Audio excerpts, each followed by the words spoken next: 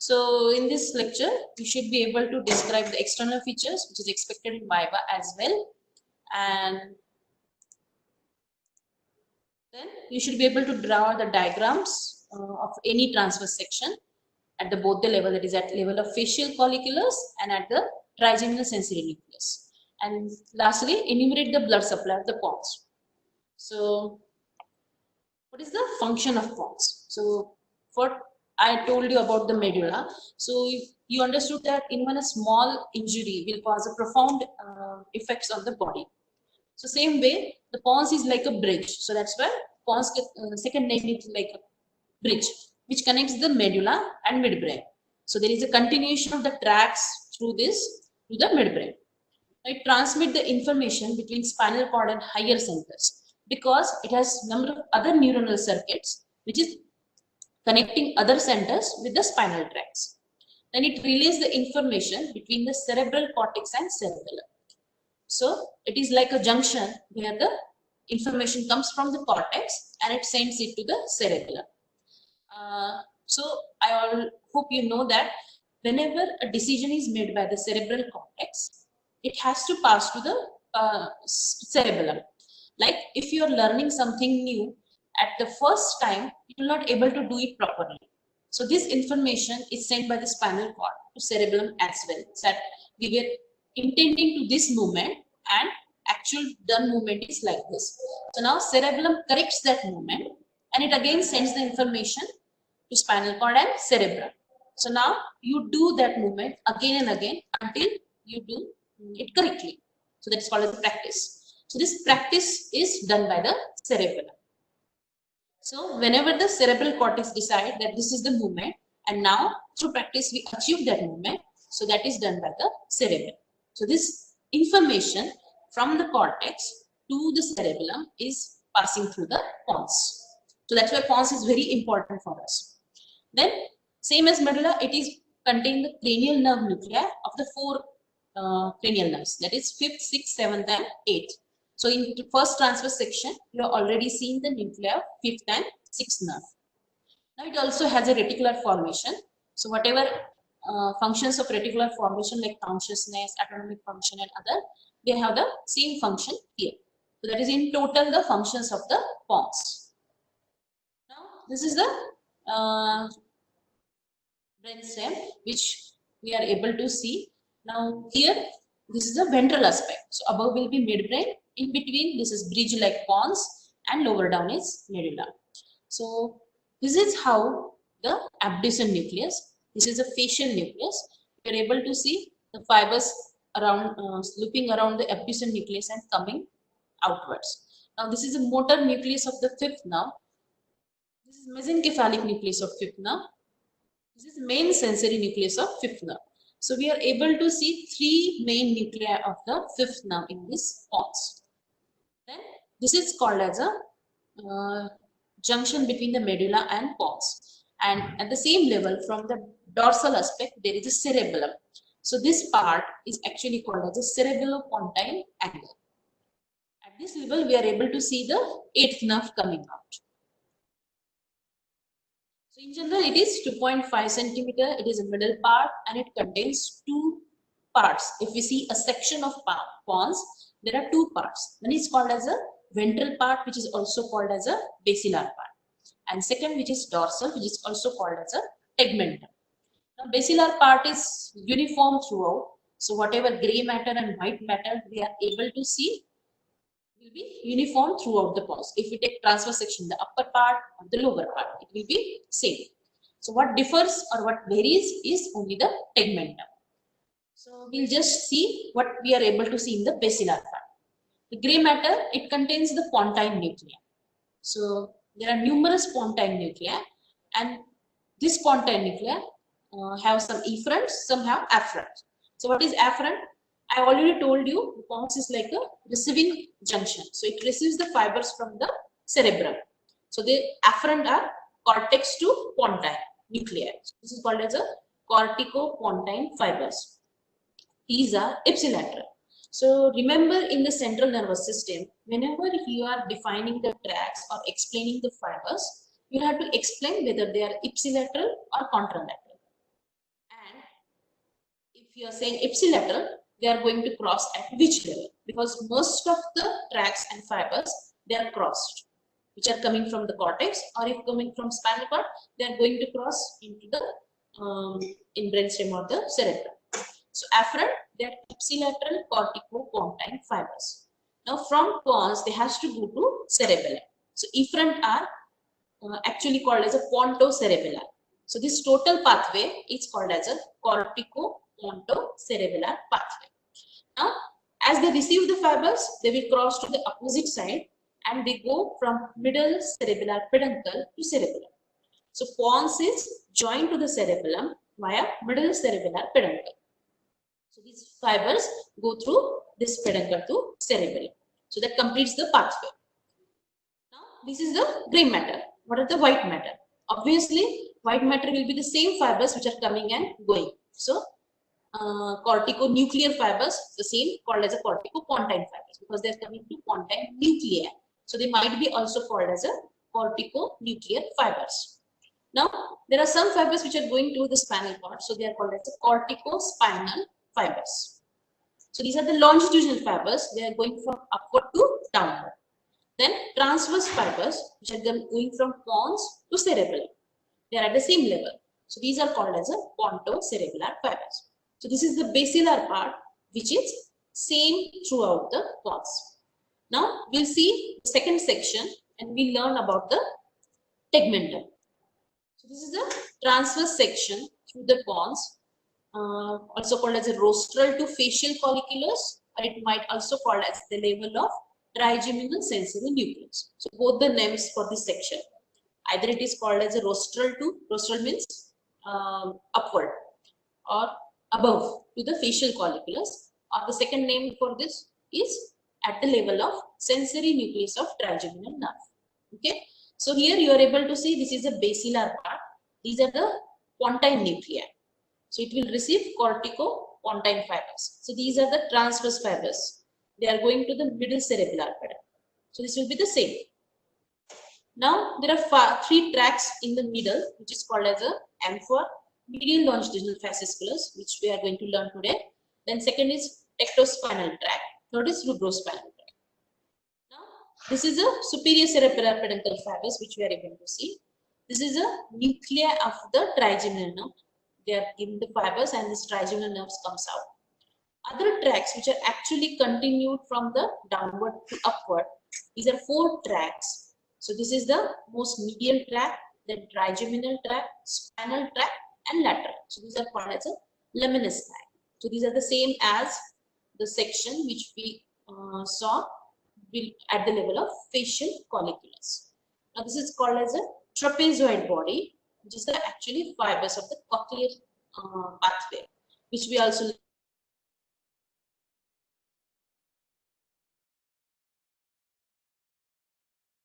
Not audible.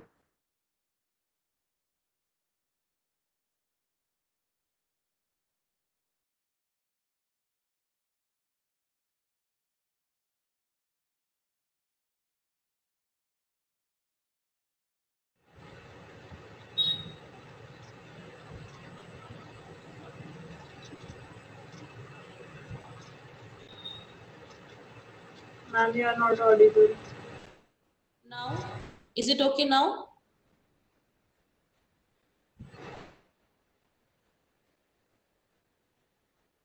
We were not audible. Okay. Tell me when I am audible. Is it okay now? Yes, Yes, ma'am. ma'am. But last But we when didn't we were hear not about audible. trapezoid body. I don't understand. Only one will speak. Ma'am, you are audible now, but we didn't hear you with the trapezoid body. Okay, you are able to see, you are able to hear, right? Yes, ma'am. So, fifth nerve. So, fifth nerve, you have already learned mandibular nerve, which is a motor nerve which is supplying the muscles of mastication, tensor tympani, tensor palati, and anterior hilly of digastrium. So, we have a motor nucleus for the mandibular nerve. Now, there are three other nuclei which are sensory. So, in trigeminal nerve, the sensory part is big and the motor part is small. It is opposite to the facial nerve, where the motor part was big and sensory part was small. So what are the nuclei? So here, this is a midbrain. This expanded shows the pons part, and lower down is the medulla. And below that there is a spinal cord. So the uppermost nucleus here able to see is the mesencephalic nucleus, which is a part of sensory nucleus. Then in the middle, which is blue color, which shows the main sensory, or it is also called as a principal sensory nucleus. And below that, it is a continuation. There is an extension of this nucleus, which is called as a spinal nucleus. So it extends into medulla as well as spinal cord. So this same nucleus which we have seen in the transverse section of medulla. So these are the three main or the three sensory nuclei. While there is a small motor nucleus which is seen in the upper part of the pons. Okay. So I hope you learned nuclei. There are 4 nuclei, 3 sensory, 1 motor. So sensory nerve will be big and this motor nerve will be small. Then sensory nucleus, that is main sensory or principal sensory. It is for tactile and pressure sense. So we are able to understand the touch and pressure on the face only. Okay. Then spinal nucleus, which is for the pain and thermal sense on the face and the forehead. And lastly, mesencephalic nucleus, which is the uppermost nucleus. It is for the proprioceptive and stretch reception. So whenever we stretch our jaw for the chewing or speaking, so these sensations will go through mesencephalic nucleus. Also, it able to understand what force should be applied. So it controls the degree of force of bite during mastication. So these are the spatial functions which is applied to each nuclei. Now from all these nuclei, you are able to see, first we will see the trigeminal ganglia. I hope you remember we learned petrous part of the temporal bone. At the apex of the temporal bone, we saw the trigeminal impression. This trigeminal impression was for the trigeminal ganglion. The another name for trigeminal ganglion is Gasserian ganglion. From this ganglion, the peripheral processes will come out and be divided into 3 parts. One is ophthalmic branch, one is maxillary branch, and third is mandibular branch. And they will supply their respective places. The central processes will go towards the pons and they will end in the sensory nuclei. So this is how there is a trigeminal nerve. So it travels from the ganglion to the sensory nucleus. So that is the trigeminal pathway now. So what is trigeminal pathway? The peripheral processes will move towards the respective places. The central process will come to the sensory nuclei of trigeminal. So that is the first order neuron. From the spinal nucleus, the second order neuron starts and they will go upward and up. They will cross and they will go upward and they will end into the ventral posterior median nucleus of thalamus. Now you have to remember this is the exception because all of the other tracks will lead to the VPL nucleus of the thalamus. So this is the exception. So you have to remember it. It might be asked in Viva, it might become as an MCQ. So this is one of the important points in the trigeminal pathway.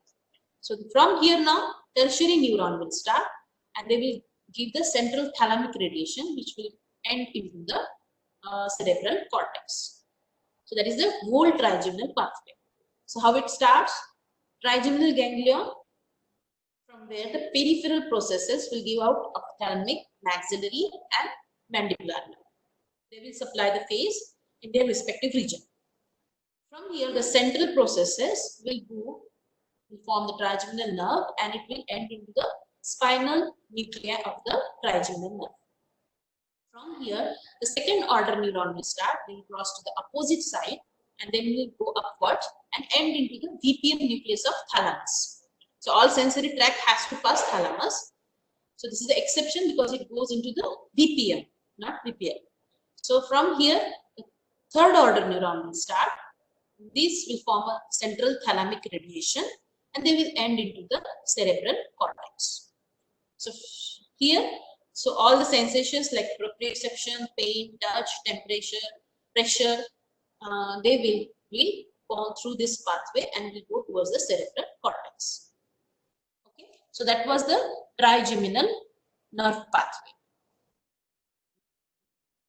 Now there is a second nerve which is very important in the pons, which is called as a vestibulocochlear nerve. It has two components.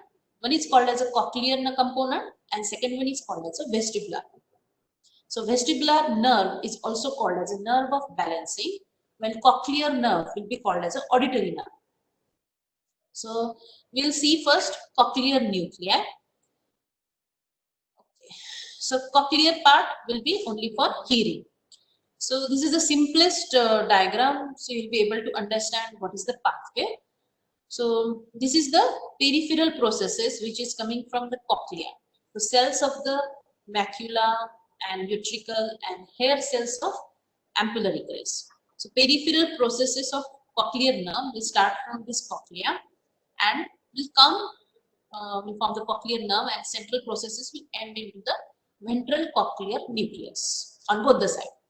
So from here, some fibers also goes to dorsal cochlear nucleus. There will be crossing or decussation of fibers from this ventral cochlear nucleus to the opposite side. This decussation will be called as a trapezoid body. This trapezoid body has some nuclei called as a corpus trapezoidum. So in the diagram, whatever you are seeing trapezoid body, so that is because of the decussation of fibers of cochlear nerve. Okay. Now from ventral cochlear nucleus, here you are able to see the cochlear nucleus, the fibers goes to superior olivary nucleus. Some fibers goes to the opposite side, this crossing, so this is called as the decussation of fibers. Now as superior olive will have both the fibers, that is from right side as well as left side. So here you are able to see a diagram is showing both the colors. Now these go upwards and they will end into the inferior colliculus. From inferior colliculus, the fibers will into the medial geniculate body. So there are two geniculate bodies, lateral and medial. So lateral geniculate body is for the optic radiation, while the medial geniculate body is for the auditory radiation.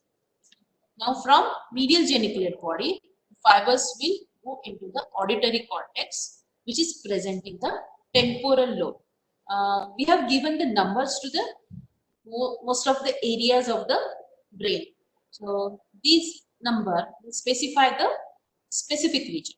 So if we say area number 41 and 42, anyone will be able to understand that this area is auditory cortex. So this is uniform throughout the world. So area 41, 42 means auditory cortex in the brain. Okay. So that is the cochlear pathway. So how it starts? The peripheral processes of cochlear nerve will start from the cochlea, that is cells of macula, utricle, hair cells of ampullary crest. Okay, sorry, not hair cells, only macula and utricle. So the central processes will go to the ventral cochlear nucleus. Here you are able to see it. It has two parts, dorsal and ventral. So dorsal will cross to the opposite side and goes to the inferior colliculus of opposite side.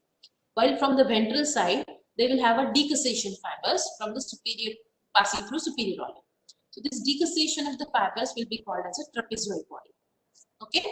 Now from superior olive, they ascend upward and will end into the inferior colliculus. From inferior colliculus, the fibers will go to medial geniculate body. From here, the optic radiation will come out and it will go to area number 41, 42, which is also called as a auditory cortex. So this is how the auditory pathway is. I have written in short, so you will be able to understand. Okay. Now vestibular pathway. Vestibular pathways for the balancing. Now this is not simple, so you have to understand the afferents as well as efferent. Now there are some vestibular nuclei. We have already seen the vestibular area, which is the lateral part of the floor of the fourth ventricle. We have seen that longitudinal sulcus dividing into right and left halves. Then there is a sulcus limigens, which is dividing each half into medial and lateral area. This lateral area is called as the vestibular area because it contains 4 nuclei. So these, according to their location, they are called as a medial, lateral, superior, and inferior. Now, the nucleus receives some afferent. So first afferent is vestibular nerve. So vestibular nerve's peripheral processes, they goes to the cells of macula and ventricle and hair cells of ampullary crest. While the central processes, they will come to this vestibular nucleus. Then it also receives fibers or the afferents from the Purkinje cells of flocculonodular lobe and fastigial nucleus of cerebellum. You have already covered cerebellum, so you know the structures. So flocculonodular lobe will always inhibitory to these fibers, while fastigial nucleus is always facilitatory. It means it will promote the action, while flocculonodular lobe will inhibit the action. Okay, so these are the afferents to the vestibular nuclei. Here you are able to see it. This is superior, this is lateral, this is medial, and this is inferior. So these are the four nuclei which are found in the vestibular area of the fourth ventricle. Here, this is the fourth ventricle. So this is the lateral area of the fourth ventricle. Okay. So this is the afferents to this vestibular nuclei. Now, from efferents, so there are again number of efferents. So first efferent, or the most important efferent, is medial longitudinal fasciculus, which we have already learned in medulla. I will summarize it. So medial longitudinal fasciculus, here, these are the four nuclei of the vestibular system. From here, this medial longitudinal fasciculus ascend upward. It joins with the number of nuclei. So it joins with cranial nerve nuclei, oculomotor, that is third nerve, trochlear nucleus, that is fourth nerve, abducens nucleus, that is sixth nerve. All these three nuclei will supply the extraocular muscles of the eye. It also supplies nucleus of lateral lemniscus. Lateral lemniscus is the system which is related to the vestibulocochlear nerve. Then it also connected with the spinal cord, or the tracks to the spinal cord. Then it ascends upward into the interstitial nucleus of the skull. It goes to thalamus and then also goes to the cerebral cortex. So here, the first part, that is sensory information, is relayed to the cerebral cortex. Also, it is connected with the eye, as it is also with the cochlear system, that is hearing. It is also connected with spinal nucleus of accessory nerve. Here you are able to see. So it is supplying the muscle of trapezius and sternocleidomastoid, right? Then it goes into the spinal cord as well. So what is the function? So whenever the person hears a sudden big sound or sound on its lateral side, so immediately your eyes and neck move towards that sound. So for that, to move the eyes, extraocular muscles is connected. To move the neck, the spinal accessory nerve is connected. Also, sometimes total body is also moved towards the sound.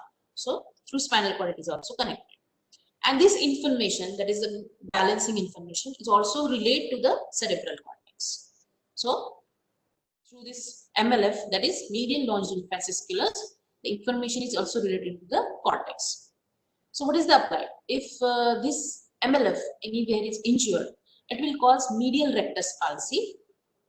It also causes nystagmus, which is a very specific component of the cerebellum, on the adduction of eye. So if we are trying to adduct the eyes, then only this nystagmus will appear. So that is called as a MLF syndrome. Now these efferents, as they are going to the cerebral cortex, they are also going to the cerebellum, ipsilateral flocculonodular lobe and fastigial. So we are receiving afferent from the cerebellum as well as giving efferents to the cerebellum. So this part is related with the balancing or the equilibrium. So that's why it sends the information as well as receives the information.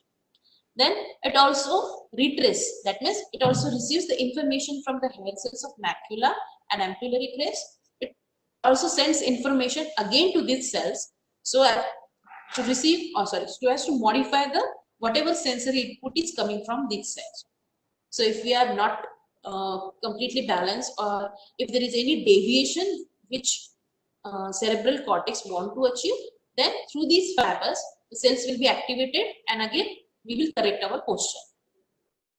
Then the efferent also goes to the spinal cord through two tracks. One is called as a lateral vestibulospinal tract Second one is called as a medial vestibulospinal tract.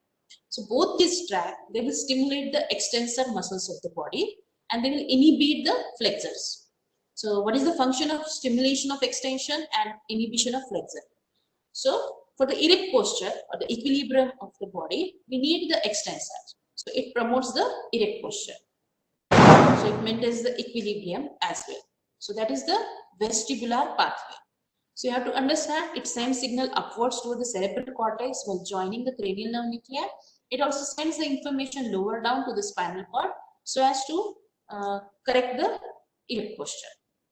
So posture's information will be carried through this vestibular nuclei from the macula to vestibular nuclei to the central nervous system, and then again it will send to the spinal cord so as to correct our posture. So that is the nerve of balancing or the vestibular pathway. So any question in all three pathways, trigeminal, cochlear or vestibular? Should we revise it?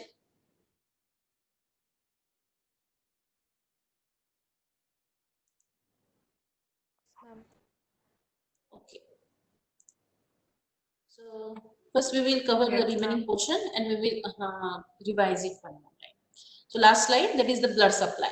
So it is easy to understand. I hope everyone, I don't know whether it is, okay. The circle of Willis, that is the circle of the blood vessel which is present at the base of the brain. Now there are two systems. One is called as a vertebrobasilar system. Second one is called as a carotid system. So common carotid will divide into external carotid and internal carotid. Two internal carotid will come from the anterior side, while vertebral arteries which pass through vertebral foramen of cervical vertebra, they will join in the center and the pons. Ventral aspect of pons, there is some ridge called as a basilar ridge. So here two vertebral arteries will join to form a single artery called as a basilar artery. So together with internal carotid, they will form a circle called as a circle of Willis. So pontine arteries, they are branches of the basilar artery. Then as over the pons from the dorsal aspect, there is a cerebellum. So cerebellar arteries, anterior, inferior cerebellar and superior cerebellar artery. So they will also supply the pons. The venous drainage is mostly go into the cerebral veins, also inferior pectoral sinus, through which it is carried to the internal jugular veins. This is important because if we have any damage or blockage in any of the arteries, so you have to understand there will be no blood supply to the pons or part of the pons. Then function of that part will be hampered. So if there is a brainstem hemorrhage, very commonly there is a pontine hemorrhage, it might also called Locked-in syndrome, which is very rare, but yes, it might cause. So this is just to understand the trigeminal nerve. This is a MCQ for you. The trigeminal has a 5 divisions. Mandibular division is purely sensory. Has its motor nucleus in upper pons. Exit the skull entirely through foramen ovale, and does not carry any autonomic fibers. So which of the option is correct?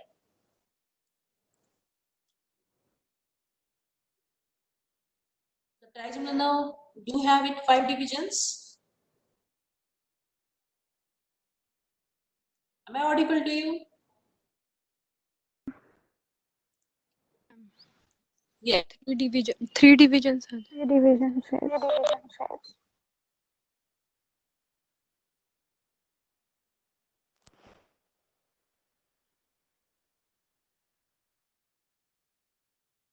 It has 3 divisions.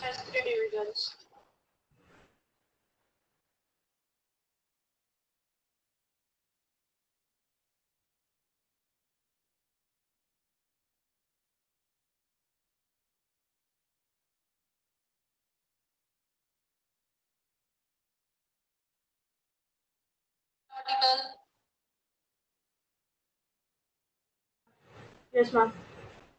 Okay. So is mandibular division sensory? That means you have not learned mandibular nerve. No, ma'am. Mandibular nerve is It is motor. actually, yes. Third, has its motor nucleus in the upper pons. Yes, we learned this today. So motor nucleus is present in upper pons. Through foramen ovale, what structure pass? MALE. Yes. So what is the long form of male or MALE? M4 stands for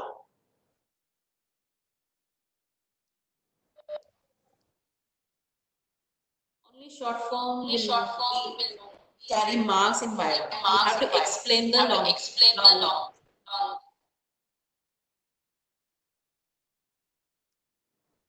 So remember to study that part. Then it does not carry autonomic fibers. It actually carry autonomic fibers. So option C is correct. In the last section of the pons, you learn neurobiotaxis. What is neurobiotaxis? So that is one of the very common viva question for you, and there are two examples of neurobiotaxis. So you'll have to explain both. So what is spinal lemniscus, medial lemniscus, lateral lemniscus, and trigeminal lemniscus? So all these lemniscus you'll have to explain. So in short, spinal lemniscus is continuation of the lateral spinothalamic tract. Lateral lemniscus is related to auditory pathway, while medial lemniscus is continuation of dorsal columns. That is, whenever internal arcuate fibers cross on the opposite side, then they will form the medial lemniscus. So that was the pause. So we'll revise in short. We'll revise only three pathways. So this is the transverse section of the pons, which is at the level of sensory nuclei of the trigeminal nerve. So trigeminal nerve is the fifth cranial nerve. It contains 4 nuclei. These 4 nuclei, there are 3 sensory and 1 motor nucleus. So uppermost is mesencephalic, middle one is the principal sensory, and lowermost is spinal nucleus, which extend into spinal cord as well. And the motor nucleus is present in upper pons. The peripheral process of trigeminal nerve from the ganglion, they extend into ophthalmic, maxillary, and mandibular branch. While the central process will form the trigeminal nerve, and it ends into the sensory nuclei. From the sensory nuclei, it will cross to the opposite side. It crosses to the opposite side and ascend upwards and will end into the VPM nucleus of thalamus. From VPM nucleus of thalamus, the central thalamic radiation will start and they will end into the cerebral cortex. So the functions of spinal or the sensory nuclei, stretch fibers, proprioception is related to mesencephalic nucleus. Then sensory nucleus is related to tactile and pressure sense of the face and forehead, and spinal nucleus is related to the pain and temperature. So that was the trigeminal pathway in short. Then second is cochlear part of the vestibulocochlear nerve system. So it is related to the hearing. Here you have to understand, from the cochlea, the fibers or the peripheral process of cochlear nerve will extend towards the cochlea, and the central processes from the cochlear nucleus will go to the superior olive nucleus of both the sides. So this crossing of the fibers from the cochlear nuclei will be called as a decussation, and it will form the trapezoid body. The trapezoid body has own nuclei, so these are called as corpus trapezoidum. Now from superior olive, these mixed fibers which are coming from both the sides will go to inferior colliculus. From inferior colliculus, it goes to medial geniculate body. Lateral geniculate body is related to the optic radiation, and medial geniculate body is related to the cochlea. From medial geniculate body, it goes into the auditory cortex. Now this auditory cortex has a specific Brodmann's number, which is called as the area number 4142. Now this auditory cortex is present in the temporal lobe in the superior part. Okay, so that is the cochlear pathway. So information from one ear is also relayed to both the cortex. So from this, because of this decussation, we will able to understand from which side the sound is coming. So we are able to differentiate the sound if it's coming from front or back. We are able to differentiate still that whether it is coming from the right side or the left side. Then this auditory pathway in short. Okay. So this is a, now second is the vestibular pathway, which is related to the equilibrium or balancing. Now there is a vestibular area which is present in the lateral part of the fourth ventricle. It contains 4 nuclei. According to their location, they are named as medial, lateral, superior, and inferior. Now peripheral processes from this goes to the cells of macula, utricle, and ampullary crest. They will come to vestibular nuclei and they will form the cochlear nerve. Then the afferents also from the Purkinje cells of flocculonodular lobe and the fastigious nucleus of cerebellum. So flocculonodular lobe is always inhibitory, fastigious nucleus is facilitatory to this nuclei. Now from this nuclei, the efferents will start. So most prominently, they forms a tract called as a medial longitudinal fasciculus, which is connected to the cranial nerve nuclei 3rd, 4th, and 6th. Also spinal accessory nucleus. Also, it is connected to the lateral lemniscus. And from here, the fibers ascend upward. They go to interstitial nucleus of the jaw. From there, it goes to thalamus. From there, it goes to cerebral cortex. Also, they go downwards to form the lateral and medial vestibulospinal tract, and they stimulate the extensors of the body. Also, they send some information again back to the macula and ampullary crest to modify the sensory input. So these are the efferents from the vestibular nucleus. So this is a vestibular pathway. This medial longitudinal fasciculus corrects the posture if there is any sound or sudden movement on the lateral side. So we correct our posture according to that. So we move our eyes towards that sound, we move our neck, and after that we move our body towards the that sound. So this is done by the MLF pathway. Then blood supply of the pons is mostly coming from the pontine branches, which is coming from basilar artery and cerebellar arteries, that is superior and anterior inferior. So the applied anatomy of the pons will be taken in the next lecture. So that is pons. So any questions? We'll have to draw both the diagrams of the pons. It comes as a short note. So practice these diagrams.